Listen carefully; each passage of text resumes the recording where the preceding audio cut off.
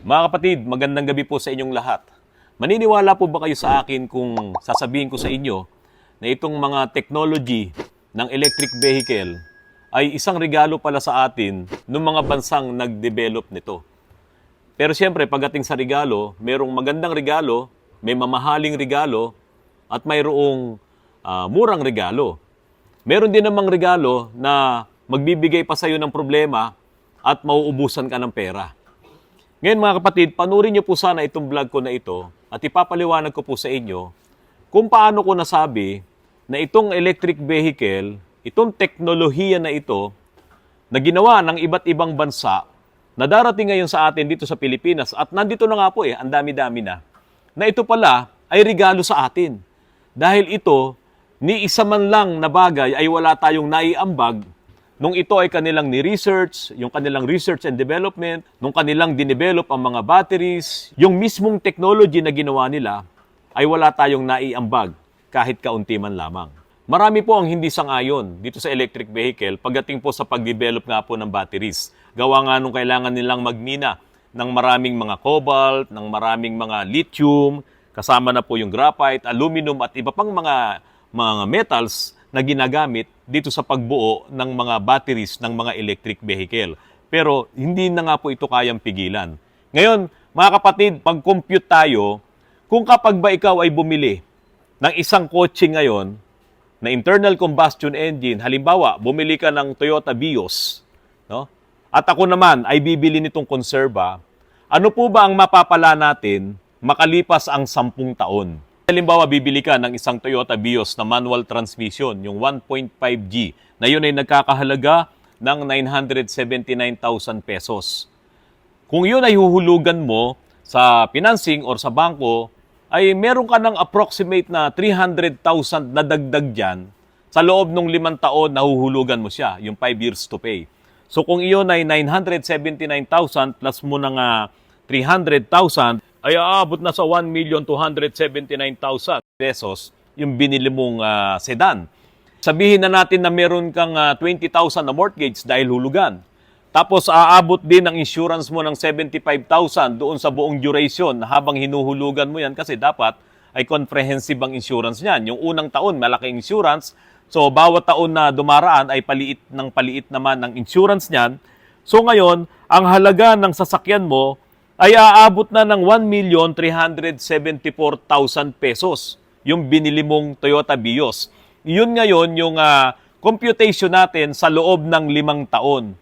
At meron pa pong LTO yan na 2 years. Kasi po yung first 3 years ay binabayaran naman yan nung kasa, nung dealer. Ay pinanlilibre nila yan. No? So pre-LTO ka sa loob ng 3 taon kapag bumili ka ng brand new na sasakyan. 5 taon po ang kinukompute natin dito.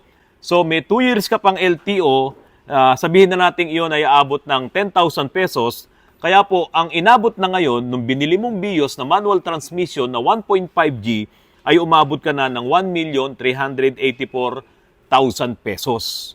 Kapag ginamit mo na yung sasakyan mo, sa unang start pa lang yan, lahat ng mangyayari sa'yo ay puro palabas na ang gastos niyan. Sa unang start pa lang, kukonsumo na ng gasolina, kukonsumo na ng langis, at maging kapag iyan ay umaandar na, kukonsumo ng gulong. Kaya lahat po yon ay dapat inililista nyo para malaman nyo kung magkano ang aabuti ng gastos nyo sa loob ng 5 taon habang ginagamit nyo yung inyong bagong biling sasakyan. Mga kapatid, ito yung exciting part no, na i-compare ko ngayon itong Honda City ko dito sa isang electric vehicle. Pero, computein muna natin na kapag ka po bumili kayo ng isang sasakyan, kasi kaya ko sinabing sa Honda City ko kasi yun ang meron ako. Pero kanina, ang sinabi natin ay yung bumili ng Toyota Vios at naipakita ko na nga po sa inyo yung kabuuan na magagastos, yung kabuuan na inilabas yung pera. So ngayon naman, ang compute natin, yung regular lang na pasok mo sa opisina, halimbawa tulad ko, ako ay manggagaling dito sa Antipolo, sa loob ng 7 araw na babiyahe po ako, no? Antipolo, Timog, balik ng Cainta. Yung fuel consumption ng aking 1.5 na Honda City, 7 kilometers per liter sa city driving. Medyo matipid na yon. Kapag ka sobrang traffic mga kapatid, ay halos 6 kilometers per liter lang po ang tinatakbo nitong aking Honda City. So ang aking natatakbo sa loob ng isang araw, 40 kilometers, Antipolo to Timog, papunta sa Cainta, pauwi. Kung ako po ay magkakarga ng premium gasoline na 55 pesos per liter, no? Lumalabas na kung i-compute ko po yung 7 kilometers per liter na tinatakbo ng sasakyan ko, doon sa 40 kilometers per liter, ako po ay kumukonsumo ng 5.7 liters. Doon sa duration ng biyahe ko na yon, Antipolo, Timog to Cainta, 40 kilometers, 5.7 liters. Ngayon, ay mumultiply ko po yan sa 55 pesos per liter ng premium gasoline. So ang kalalabasan po niyan per day, ako ay gumagastos ng 313.5 pesos per day. So kung imumultiply mo yan sa 7 araw, sa isang linggo na ginamit ko, ang kalalabasan po sa isang linggo, ako po ay umuubos ng 2,194 pesos sa loob ng isang linggo. Ngayon, i-multiply mo naman yan sa 4 na linggo, no? Ang kalalabasan po, ako ay kumukonsumo, gumagastos ako sa aking fuel ng 8,778 sa loob ng isang buwan. Yung 8,778 na yan, multiply mo sa 12 months, no? Aabot na po ng 36 pesos ang aking gasto sa fuel. At kung iyan naman ay imumultiply mo sa 5 taon, ay aabot po ng 526,680 sa loob ng 5 taon.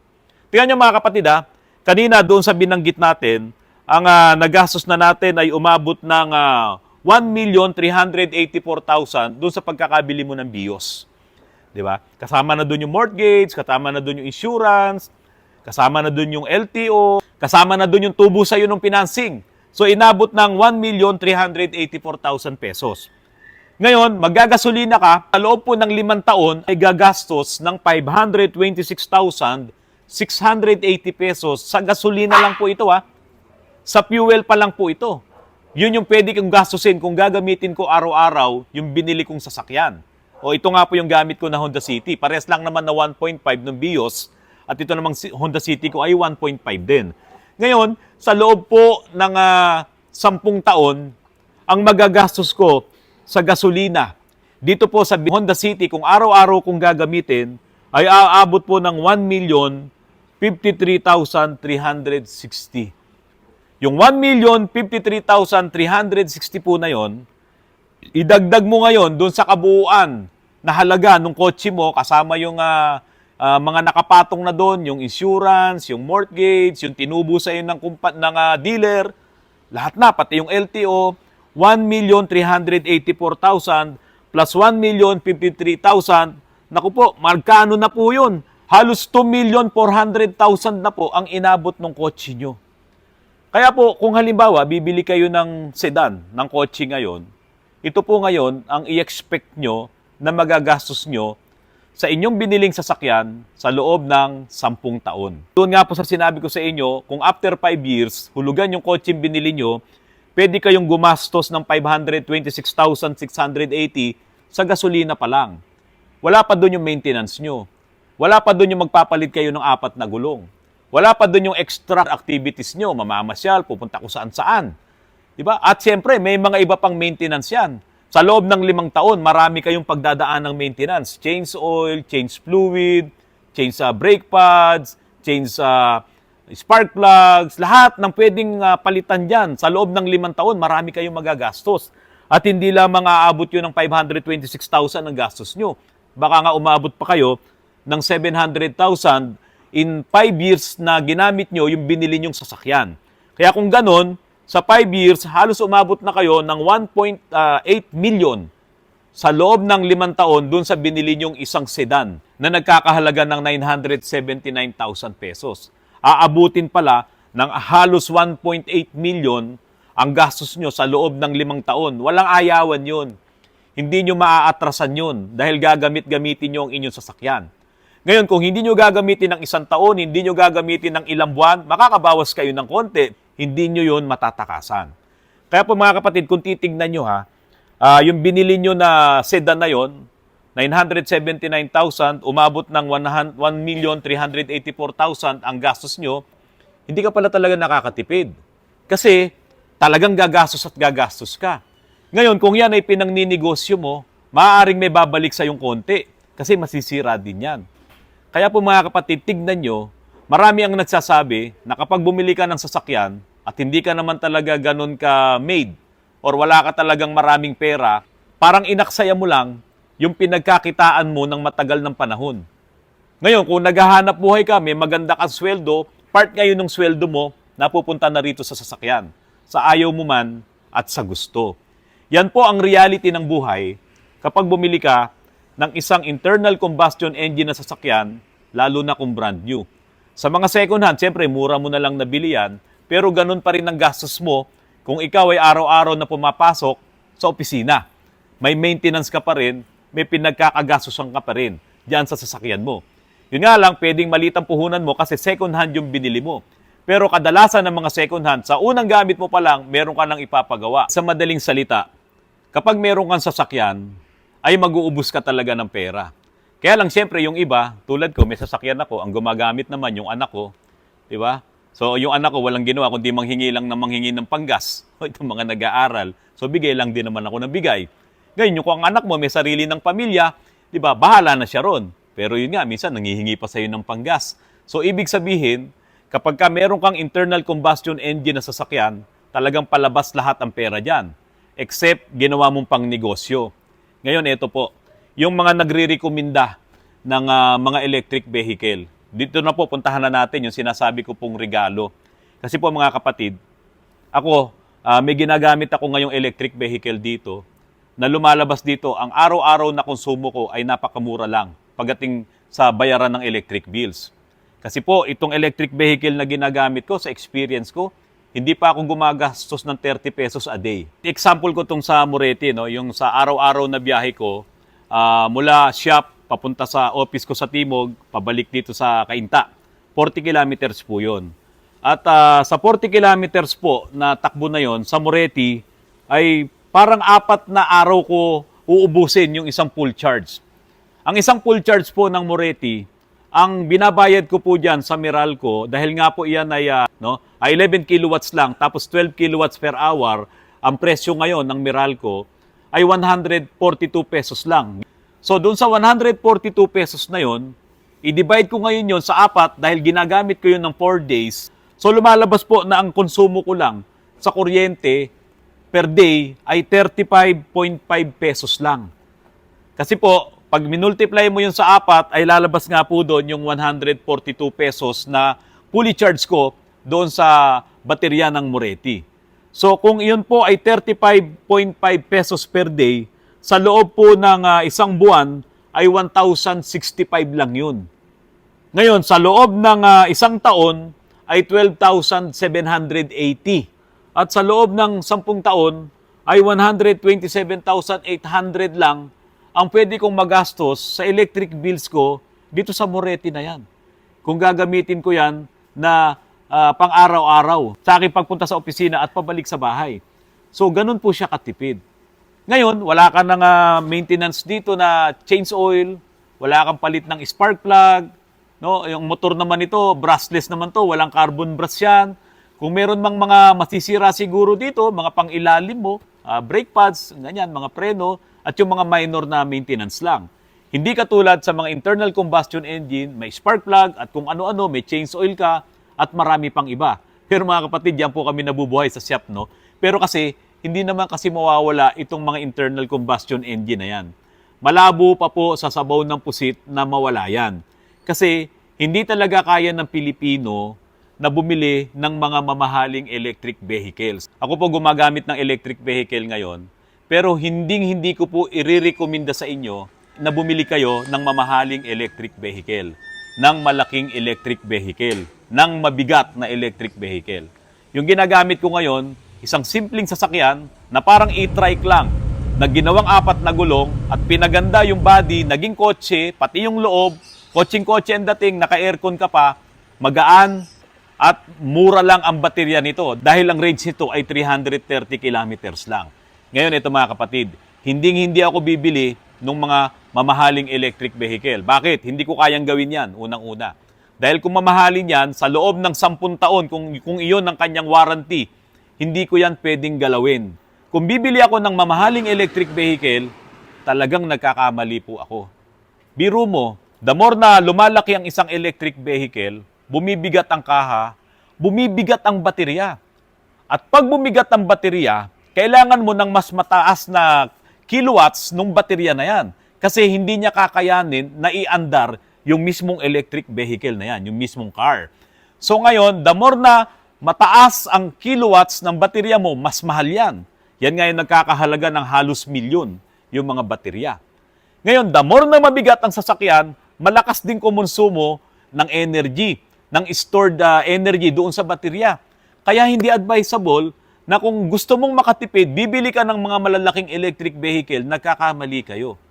Diba? Kailangan, kung talagang gusto mong bumili ng electric vehicle na akma sa pangangailangan mo, yun ang dapat mong bilhin.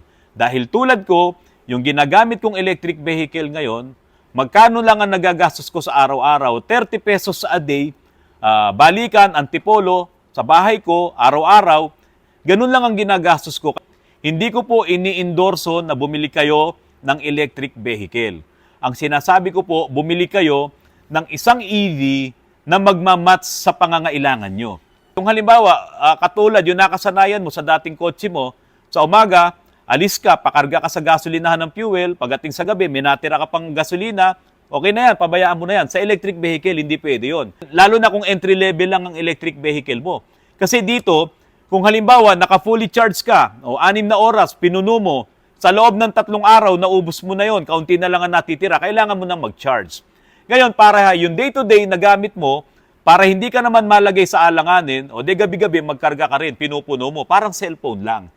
Pero kung hindi mo gagawin yon, hindi akma sa iyo na magkaroon ng mga entry-level na electric vehicle na ang dami na ngayon sa market. Nandiyan, nagkalat na, Pony, Dongfeng, at siyempre Moretti.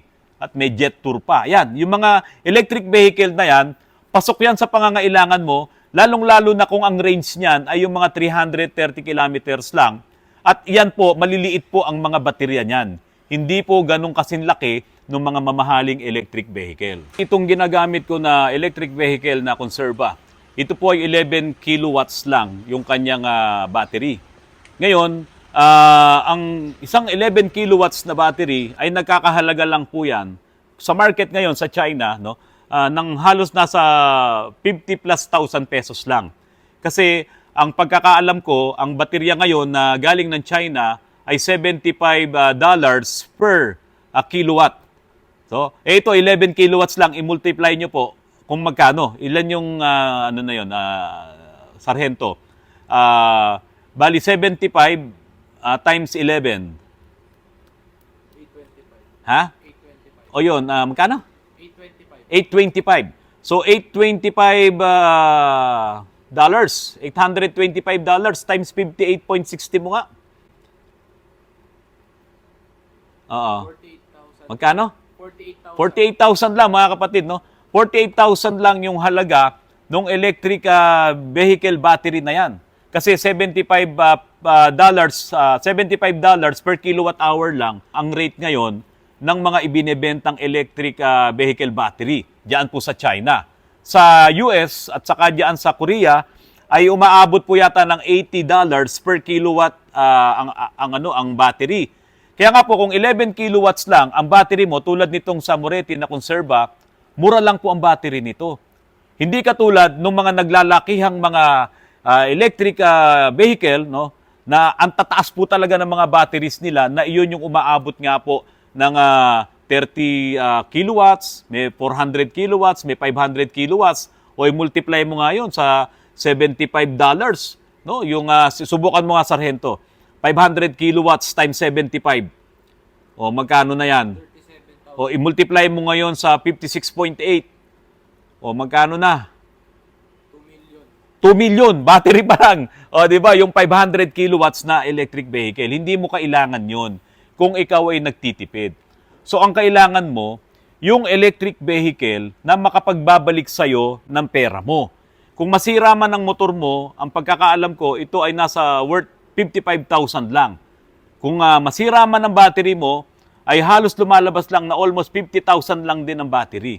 Ngayon, naka 8 years warranty naman itong Moretti. Pati pa yung ibang mga ibang units, no, hindi lang Moretti. Yung mga Pony, yung mga Jet Tour, yung mga Dongping, at kung meron pang iba diyan, yung mga ganitong kaliliit na mga electric vehicles, iyan ang bagay na bagay po sa atin. Yan po yung sinasabi kong posibleng regalo na po sa atin nitong mga bansa na yan na nag-develop nito.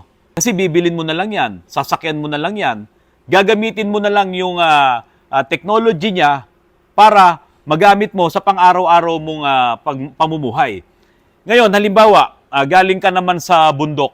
Ito pa mga kapatid itong mga electric vehicle, kapag ka ikaw ay pababa, nagre-recharge yan. Meron siyang regenerative braking system. Sa Baguio, pababa ka na, pauwi ka na, kaunti lang ang mauubos mo na charge kasi nga gumagana ang regenerative braking system. Sa mga internal combustion engine, wala po yan. Habang lilipas ang maraming panahon, yung technology na yan, lalo pa nating ma-adapt yan.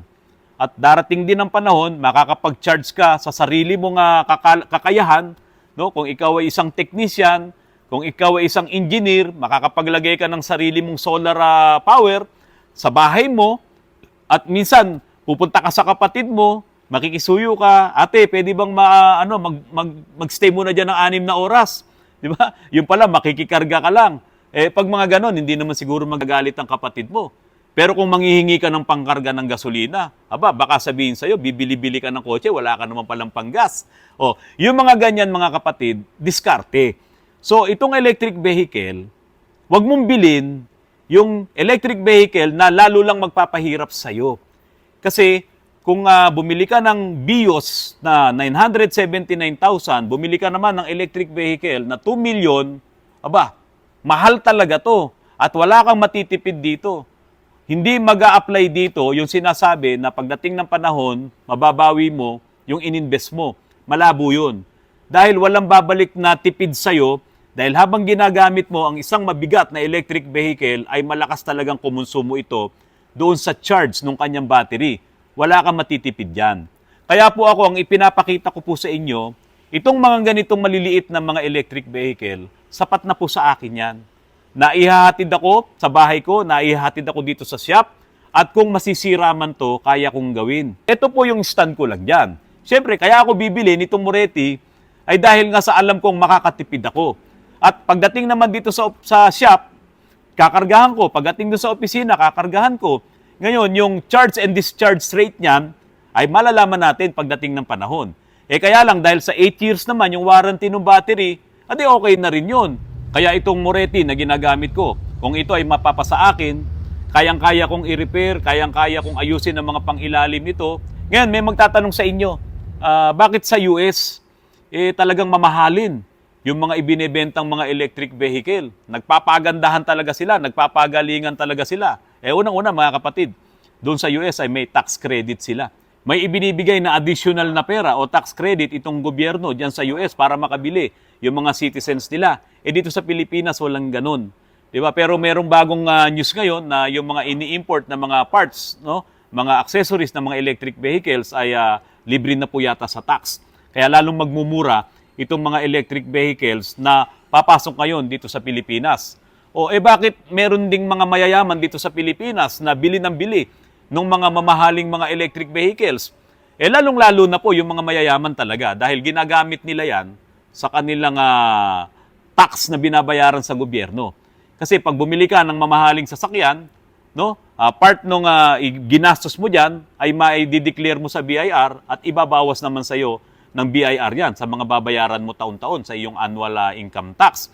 Lahat ng mga gastos nila dito sa electric vehicle na mamahalin na binili nila, ipinanglalaban din nila yan sa tax na binabayaran nila. Kaya iyon ay kayang-kaya nila. Pero tayo, na wala naman tayong ganyan, wala ka naman business, ordinaryong empleyado ka lang, bibili ka ng mamahaling electric vehicle. Nako, para kang kumuha ng martilyo na ipinukpok mo sa ulo mo. Dahil mas mahal yan, mas matindi ang magagastos mo dyan kung ikukumpara mo dito sa mga internal combustion engine na mura lang. Halimbawa, itong mga sedan. Diba? Kung gumagastos ka, tulad ng mga napag-usapan natin kanina sa umpisa ng ating vlog, kung yung Vios mo ay inabot ng 2 million mahigit, no? Dahil nga sa dami ng mga pumatong doon, insurance, yung kita ng bangko sa'yo, tapos yung sa loob ng 10 taon na gasolina mo, maintenance mo, lahat, pumatong-patong na ron, sabihin mo ng 2 milyon, doon pa lang sa binili mong electric vehicle na mamahalin, 2 milyon eh. Di ba? O paano pa yung bayad mo sa kuryente? Every time na nagcha-charge ka, mas malaki po yung gastos dyan. Yan talagang wala kang matitipid. Hindi ko po i-advise yan. Hindi ko rin po gagawin yan dahil hindi ko yan magagawa. Sigurado exclusive, nakalaka lang sa kasa dyan. Habang buhay yung electric vehicle mo, puro sa kasa lang yan. Hindi pa kayang gawin yan ng mga shops dito sa Pilipinas. Wala pang makapagtataas ng kamay na masasabi niyang yung mga high-end ng mga electric vehicle ay kayang gawin. Kaya nga selyado pa yan eh. Pagbukas mo ng hood ng BYD, selyado. Ibig sabihin sila lang ang gagalaw dyan. So ngayon mga kapatid, itong mga ipinakikita ko sa inyong mga electric vehicle na to, tulad yan sa Moretti, no? Kayang-kaya namin gawin yan eh. Kayang-kayang gawin yan ng kuya mo. Kayang-kayang gawin yan ng anak kong mechanical engineer. Kayang-kayang gawin yan ng mga kumpare nyo na magaling sa electronics at IT. Ganun lang kasimple. Motor, tapos may differential, tapos meron kang baterya na mabibili mo ngayon sa online dahil nga sabihin na natin, no, hindi ako pro-China. No? E gusto mo, bumili ka Korea. No, bumili ka ng Korean na electric vehicle na katulad lang din ito ni Moretti. O, di ba? Wala namang problema doon. Pero kasi mas mura to eh. So ako, kaya ako ginagamit itong Moretti na ito, gusto ko masubukan kung gaano siya katipid at kung gaano siya ka-reliable. Hindi pa ako napahiya eh. Araw-araw, baba ako sa Kainta, akyat ako ng Antipolo, bundok po yan. No? At yung isang full charge ko, inaabot po ako ng 4 na araw. Kaya yung 4 na araw na yon, sabihin na natin na iyon ay 142 pesos lang. Mga kapatid, yung isang full charge ko. Ganun siya kamura. Di ba? Kaya mga kapatid, tandaan nyo po, itong sinasabi ko na regalo ng mga bansa na yan, itong technology ng electric vehicle. Kung niregaluhan ka ng tatay mo ng mamahaling electric vehicle, nako, sakripisyo yan. Pero kung niregaluhan ka ngayon ng tatay mo, nitong mga entry level na mga electric vehicle na yan, na magagamit mo, short range lang, no? Pwede mo nga rin dalhin sa malayong probinsya. Yun nga lang, talagang mag-ready ka na magpapahinga ka para magkarga. So, yung mga yon, malaking tulong yun.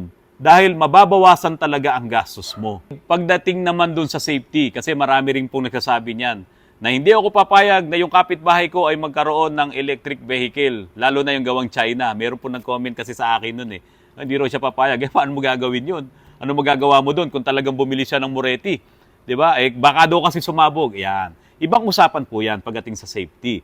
Siyempre, hindi naman papayagan ng gobyerno na magdatingan dito yan kung susunugin lang ang buong Pilipinas. Diba? At yan ay pag-aaralan din natin yan habang itong technology ay ginagamit mo. Habang yung regalo sa'yo ay tatanggapin mo na regalo. Kasi po, napakatipid po talaga nitong technology na ito at talagang pakikinabangan po ito ng maraming tao. Ngayon, meron din nagsabi po, nako, pagka lahat ng Pilipino bumili ng mga electric vehicle na yan, ay babagsak na ang grid dito sa Pilipinas o sa Metro Manila, yung electric grid daw po natin. Mga kapatid, dito isipin nyo po nagdaramihan yung nagtatayuan ng mga condominiums na yan. At diyan sa mga condominiums na yan, hindi pwedeng wala kang aircon. At kadalasan, yung mga nakatira dyan, ginagawa pang opisina, at halos lahat ng nakatira dyan ay kumukonsumo ng 8 oras na pinakamahaba na nag-aircon kung ilang daang units man. No? Yung mga naglalakihang mga condominium na yan. So bawat isa dyan, isipin mo na lang, o sabihin mo, 3 kwarto dyan ay katumbas ng isang Moretti. O sabihin mo na lang ganun. Baka nga hindi lang, baka nga 1 kwarto lang eh. Kasi biro mo, may aircon, mamamalansya sila. O siguro kung magpapalaundry, doon din naman sa condominium na yon. Okay, meron kang electric stove. So lahat diyan sa mga condominiums na yan ay gumagamit ng electricity. Naglalakihang mga condominiums, nagtataasan mga condominiums, ilan ang mga elevators niyan. 'Di ba? Mga naglalakihang buildings dito sa Makati, sa Ortigas, ilan ang mga elevators niyan at lahat halos diyan naka-centralize ang aircon. No? Mula alas 7 ng umaga hanggang alas 5 ng hapon, nakabukas lahat mga aircon yan. At karamihan pa nga po ngayon ay 24 hours pa. Dahil nga po dito sa mga call centers na ito. Hindi babagsak ang grid ng Meralco or ng National Power Corporation kung dumami man itong mga electric vehicles. malabo pa pong mangyari yun. Hindi ko po nire-recommenda yung mga naglalakihang mga electric vehicle, mga sobrang nagagandahan ng mga electric vehicle. Dahil kaya nga maganda yan, mahal. No? Kaya nga yan, malakas sa kuryente, ang konsumo dahil mabibigat. Naglalakihang gulong, sobrang ganda talaga ng design, maraming burloloy, malakas sa kuryente yan, malakas sa konsumo ng charge ng inyong battery. So hindi ka rin makakatipid. Basta ako po, ang nire-recommenda ko, yung makakatulong sa inyo, kahit na anong brand yan, kahit hindi pa Moretti yan, basta makita nyo yung makapagbibigay sa inyo ng tipid na halimbawa 142 pesos o 4 days na ginagamit mo o doon sa 1 full charge na yon, doon sa 11 kilowatts na battery, 142 pesos lang. Ang magagastos mo, 332 kilometers, yung kaya na niyang takbuhin, aba, malaking tipid na po yun. So, kung bibili kayo ng malaki, kung bibili kayo ng mamahalin, nasa inyo po yan. At ako po, direktahan sinasabi ko sa inyo, kapag malaki, kapag mabigat, wala kayong matitipid. Pero siyempre, masaya kayo kasi maganda yung inyong mabibiling electric vehicle.